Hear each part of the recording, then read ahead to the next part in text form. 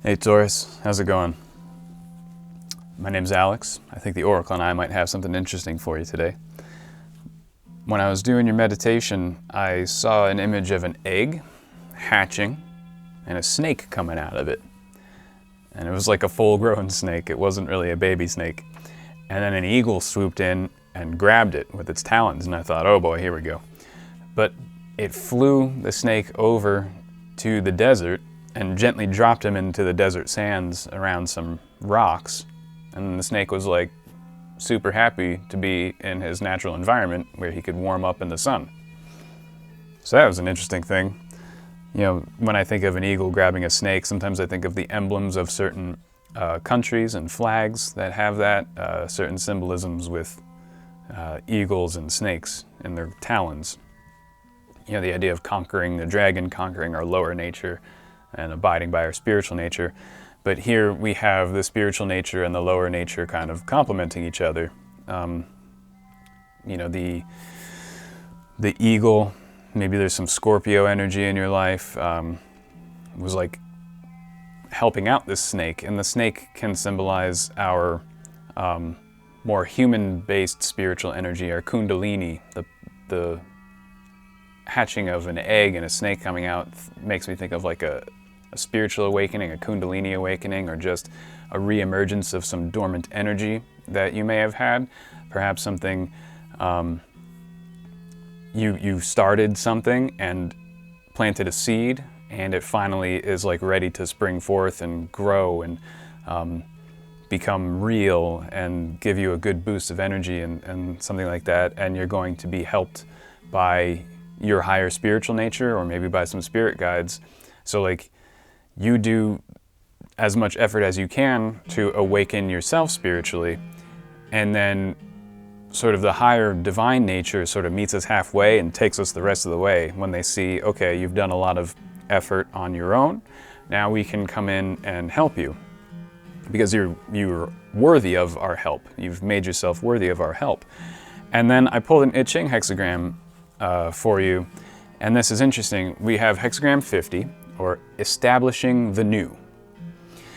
Now, in the I Ching, this is symbolized by a sacrificial vessel made out of bronze, kind of like a cauldron or like a really nice vase. Usually it has wildlife or sacred animals engraved on it. And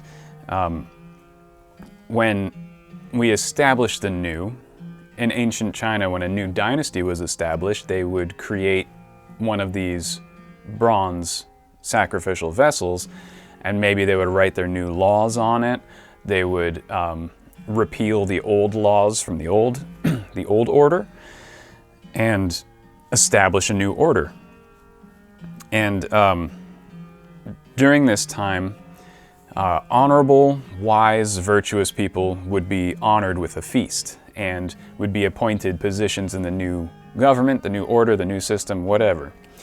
And so we have this idea of people in authority recognizing and honoring those people who are virtuous and wise, have good, noble character, do the right thing, have a sense of justice and fairness, and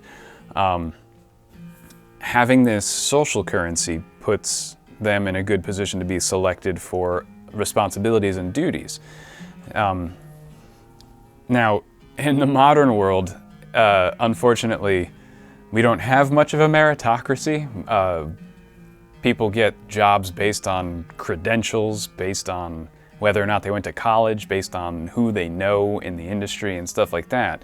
And the right person for the job is rarely ever selected in the modern world.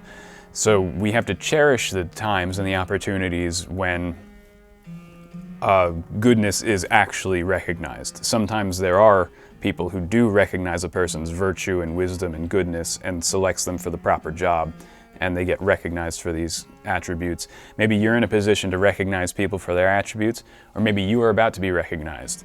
And all the inner work, the spiritual work, the effort you've put in, the good conduct you've had throughout your life, the good behavior you've done, the good choices you've made, the way you treat people, all of these things are being recognized now, and you'll be honored for it. And something new is coming out. There's like a whole new era of your life being established. And You've got like this wealth of wisdom at your disposal. Perhaps it's wisdom that you yourself have cultivated within yourself, or you're surrounded by virtuous and honorable people and you can ask them for advice and they'll give good advice. There's a big change that happened. Establishing the new comes after the hexagram of abolishing the old. And abolishing the old is a revolutionary symbol, and it's like overthrowing an order. And then establishing the new is establishing a new order. It's like abolishing the old is difficult. Overthrowing a tyrant or something like that, of course that's difficult, but establishing the new is even more difficult because how do you do it properly? It takes a lot of planning and a lot of wisdom, and the wisest, best people need to be recognized at that time. They need to be listened to, their advice needs to be heeded. So maybe you're one of these people with good advice and good wisdom. Maybe there are people around you with good advice and good wisdom, combination thereof. Maybe an authority is recognizing you for such, or maybe you are in a position of authority to recognize others for such. Whatever it is, there is this idea that worthy people are being recognized and are being nourished and are being given the responsibilities that they deserve. So that's good to see. I'm going to develop this reading for you further now. I'm going to spin a coin on this plate here, and one of these 24 aspects of reality will be focused upon. The oracle will show a switch and we'll pull some cards on it for you. So, oracle, what does Taurus need to know? Went right off the table and landed upside down. Second try, what does Taurus need to know?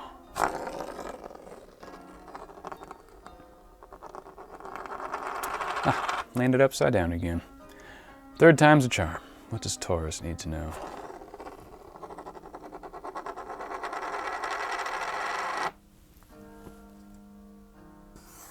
Okay.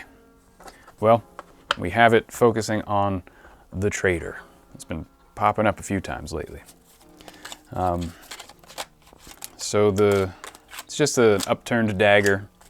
There might be something going on. When we establish the new, it's because we abolished the old. And when we abolish something old and attempt to establish something new, people who benefited from that old order are still around, and they might take serious umbrage. They might have a problem with the new order that's being established, and they might try to harm it. They might try to prevent it from establishing itself. They might want to go back to the things, to the way things used to be, because they benefited from the old order.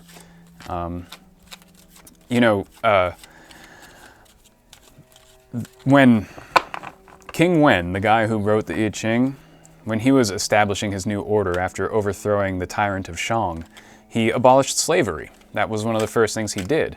And because he did this, it released a lot of latent productive capacity, because there were new inventions like windmills that could do the work of 50 slaves. You could have one windmill do so much work, whether it's moving water, whether it's grinding wheat, so on and so forth.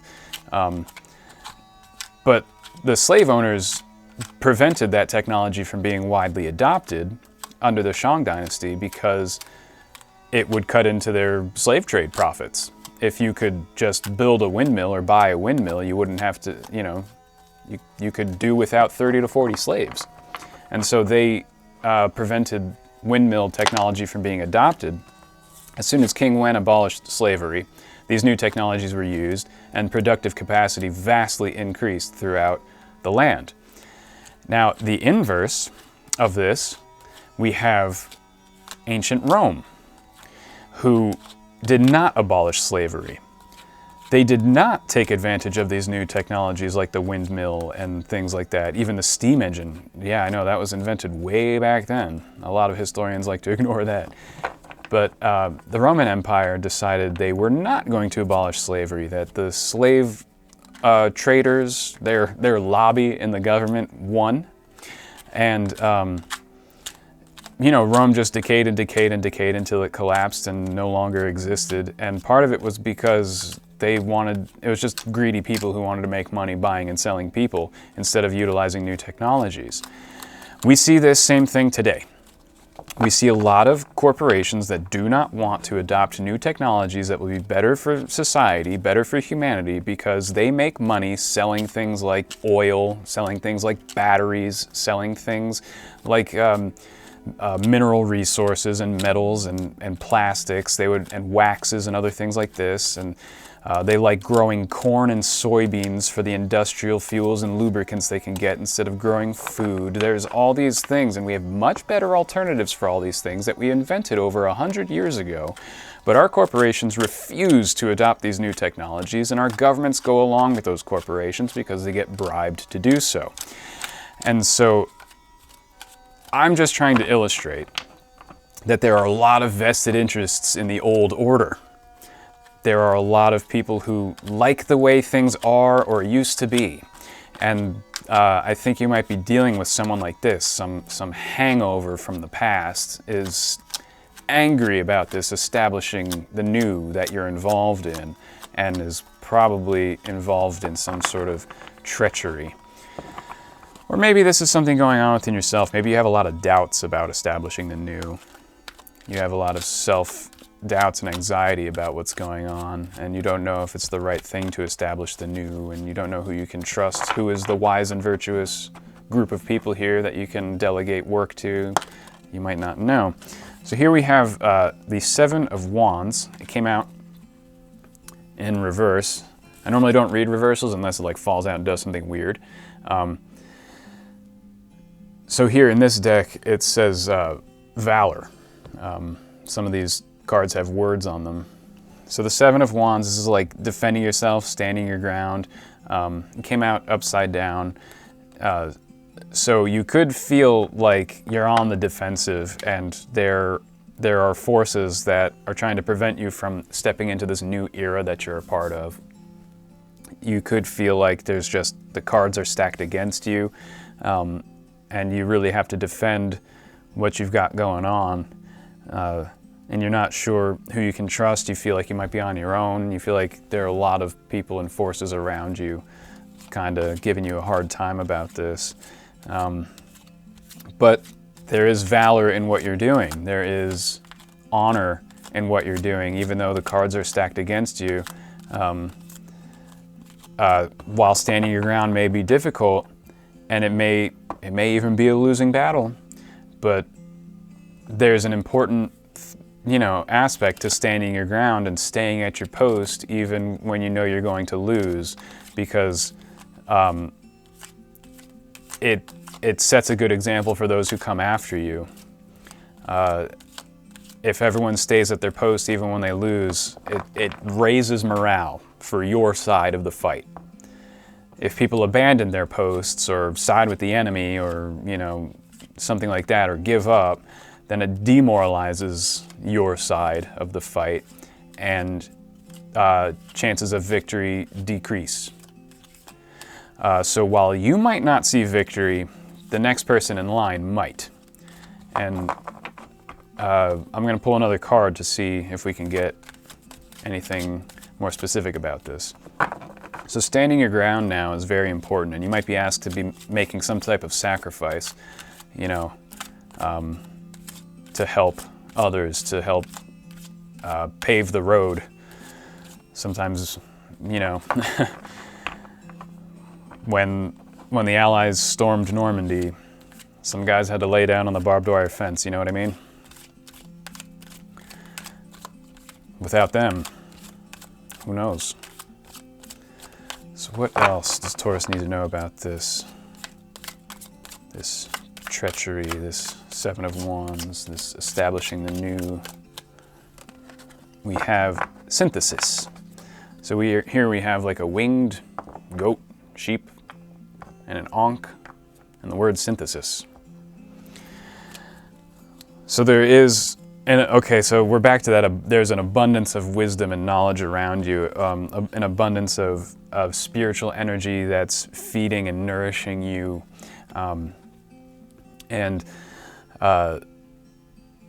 If you bring together a lot of really good ideas from different schools of thought, maybe really good advice from different people and from different perspectives, and bring it all together, you'll have success in this, or you'll at least set the correct example and the correct attitude for how to establish the new. Is like finding the best of different schools of thought, getting rid of all the bad things about those schools of thought, all the things that don't serve, that don't work, that aren't appropriate for this new order, and synthesize them into a new constitution, a new body of laws, a new system for going forward, a new system for yourself, maybe a new spiritual system, a synthetic, syncretic spiritual discipline that you're working on. But if you honor all the different people or all the different schools of thought, it doesn't have to be people, it could be different schools of philosophy, different religious systems, different spiritual disciplines and traditions, and you pull the best from each of them and synthesize them, you can overcome this treachery here.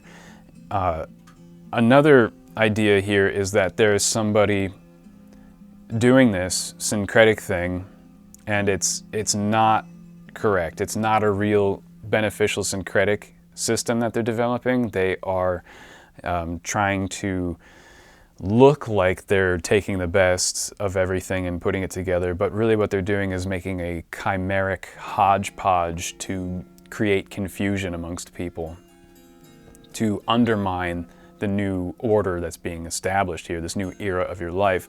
There could be somebody trying to muddy the waters and confuse things and take things from sources that you should be purging. You know, maybe synthesizing things from the old order and trying to graft them onto the new order. You know, trying to put old wine into new wine skins, right? You can't do that. Somebody might be trying to do that, and you got to look out for that. And defend against it. Even if you won't be successful, you still have to call it out and set the example that that is wrong. So I'm going to pull one last thing for you, Taurus, one token here to round this all out. What does Taurus need to know? We've got the Trader, we've got the Seven of Wands, we got Synthesis, we got establishing the new, and we have the Ship. This is a symbol of motion, a symbol of travel. We also have like the symbol for sulfur underneath it there, alchemical symbol for sulfur, which is like a lot of spiritual energy, that spirit, that fire that animates, the animus or the anima. So there's movement here. So as long as you have like vigor and you're moving toward the goal, and you're allowing the winds to take you forward, and you just call upon that inner spiritual energy, you'll very likely overcome whatever treachery this is, that this is not a significant problem. As long as you are moving forward and establishing the new, and with this group of people you're with, or with whether it's just on your own, this problem will be like left in your wake, right? You leave this treachery, this negative energy behind you by moving forward with your plans, moving forward with your goals. Everyone will see the treachery for what it is, or the negative energy, the negative aspect of this for what it is, because you're just moving forward so swiftly and with such spiritual vigor, such energy and enthusiasm, that these negative forces, like, they just can't touch you. They can't keep up with you. Their system is being abolished and your system is being established, and just don't stop moving forward at this point. You know, keep it steady and smooth. You know, steady as she goes, as the old sailors, you know, used to say. Keep it steady. Don't go crazy about it. But that steady forward movement is your best defense in this situation.